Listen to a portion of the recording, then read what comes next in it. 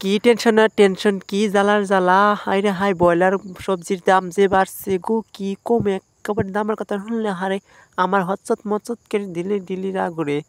এবারে কি যে কমু, মুখটা চা ভাত খাবার জন্যে, এলা ব্রয়লার মাছ গোস্ত খাবার জন্যে।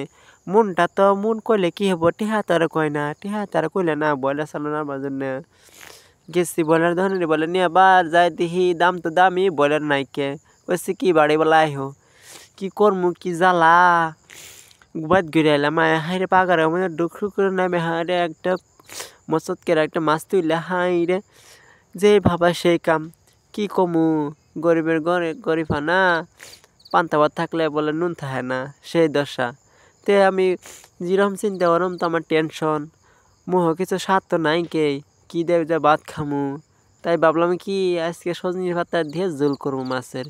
হাই রে হাই, কি জ্বালার জ্বালা, কি টেনশনের টেনশন, কি টেনশন।